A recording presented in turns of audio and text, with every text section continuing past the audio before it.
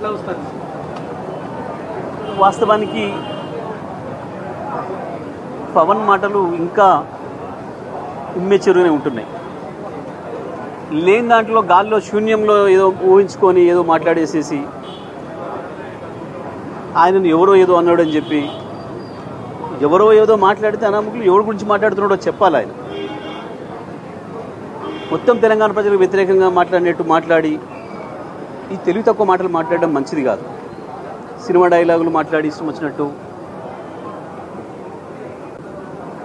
నీ గురించి ఎవరు మాట్లాడితే వాని గురించి మాట్లాడు.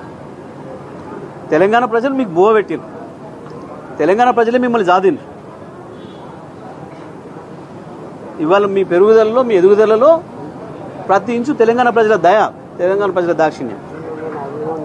మీరు దాన్ని వదిలిపెట్టి ఎవరో ఏదో అన్నాడని చెప్పి అసలు ఇవన్నీ చూస్తే మనకు కనిపిస్తుంది వీళ్ళిద్దరూ మ్యాచ్ ఫిక్సింగ్తోని ప్రజల్ని మోసం చేస్తున్నారు.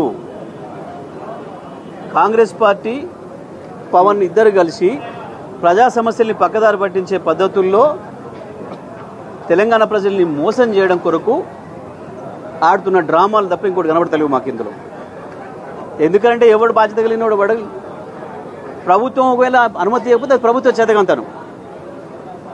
ఆఫ్టర్గా పవన్ కళ్యాణ్ వస్తే మీటింగ్ పెట్టుకుంటే శాంతి భద్రతల సమస్య వస్తుందా? ఏం తెలివి తక్కువతనం ఇది? ఇక ఒక రాష్ట్రానికి ఆపడం అనేది ఎవరితో కాదు. ఇంకా ట్రంప్ ఇన్ని ఆంక్షలు పెట్టినా అక్కడికి అవతలేరిపోతూనే ఉన్నారు. ఈ తెలంగాణ నుంచి ఆంధ్ర నుంచి తెలంగాణ పోవడానికి ఎవడెవడిని ఆపలేడు. కానీ ఎవడు ఆపినోడు కూడా లేడు. ఇవి కావాలని చెప్పి ఇవాళ ఈ రాష్ట్రంలో ఉన్న సమస్యలు, రైతుల సమస్యలు, యువకుల సమస్యలు, నిరుద్యోగ సమస్యలు, విద్యార్థుల సమస్యలు, హాస్పిటల్ సమస్యలు, వీటన్నిటి నుంచి పక్కదారి పట్టించడం కొరకు ఆడుతున్న డ్రామా తప్ప ఇంకొకటి లేదు ఇక్కడ. ఇంకొకటి ఆయన ఇంకో తెలివితో ఒక మాట మాట్లాడాడు. మరి ఆయనకు రాష్ట్రాల ఏర్పాటు గురించి తెలియదు. పెద్ద పెద్దోళ్ళే తప్పు మాట్లాడంగా ఆయన మాట్లాడడానికి పెద్దని తప్పు అనుకోవడం లేదు. ఎందుకంటే ఆయనకు ఉండే జ్ఞానం గంతే. రాష్ట్ర ఏర్పాటు ప్రక్రియ పార్లమెంట్ నుంచే రావాలి, పార్లమెంట్ నుంచే వచ్చింది. పాపం ఇంకొకటి ఏంటంటే ఆయనకు ఎవరో రాసిస్తే చదివి అలవాటు కదా. పాపం ఎవరో డైలాగ్ రైటర్ ఉండాలి, రాసియాలి కదా. మోడీ మాట్లాడింది రాసిచ్చారు, ఈయన చదివిండు. ఇక మోడీ లాంటి వాడే అనంగా పెద్ద ఈయన అనడం పెద్ద ఆశ్చర్యం కాదు మాకు. కానీ నేను ఇది చేస్తా అది చేస్తా ఎందుకు పీకుతా ఈకుతా నరుకుతా అని పిచ్చి మాటలు బంద్ చేసుకోవాలి ఎవరైనా రాజకీయాలలో. ఎవరిని పీకలేడు, ఎవరిని ఆపలేడు, ఎవరిని నడపలేడు. అందరిని భవిష్యత్తు నిర్ణయించేది ప్రజలు. అందరి తలరాత రాసేది పొలిటికల్ లీడర్లది ప్రజలు, పార్టీలది తలరాతలు రాసేది ప్రజలు. వాళ్ళ గురించి మాట్లాడేటప్పుడు జాగ్రత్త మాట్లాడుకోవాలి. ఏమైందని ఇంత పొడుగు ఆవేశపడి ఏందేందో మాట్లాడిండు. ఎవడు ఆపిండి ఆపితే కోర్టు నుంచి తెచ్చుకున్న సందర్భాలు ఉన్నాయి మస్తుగా. ఈ ప్రభుత్వం వచ్చిన కాంచి అనేక సందర్భాలు ఆపారు. కేటీఆర్ గారు మహబాద్కి వస్తామంటే కూడా అనుమతి ఇవ్వలేదు, తెచ్చుకున్నాం. నల్లగొండకు వస్తానంటే కూడా అనుమతి ఇవ్వలేదు, తెచ్చుకున్నాం. ఇవాళ వచ్చిండు కదా. ఏముంది, ఎవడెవరిని ఆపలేదు. ఇదంతా డ్రామా.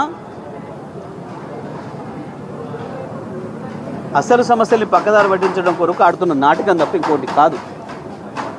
మంత్రులు కూడా బాధ్యతారహితంగా మాట్లాడడం, ఎవరిని కూడా ఆపుతాడు, తిరగకుండా ఆపుతాడు. అవుతుందా? ఇది తెలంగాణ ఉద్యమ సందర్భంలో ఎవరు మాట్లాడలే, మేము ఉద్యమకారులు కూడా మాట్లాడలే. ఆ రకంగా ఎవరో బాధ్యత లేనో లేదో అన్నారని చెప్పి వాళ్ళని అడ్రస్ చేయకుండా, పేరు అడ్రస్ చేయకుండా మీరు మీరు అని మాట్లాడింది తెలంగాణ ప్రజలనా?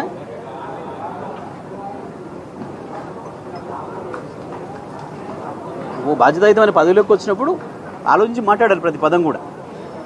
ఎవరికని రాదు, మాకు అనరాదా? అంతకంటే పెద్దగా మాట్లాడొస్తుంది అట్లా కాదు కదా. బాధ్యత ఉండాలి కదా.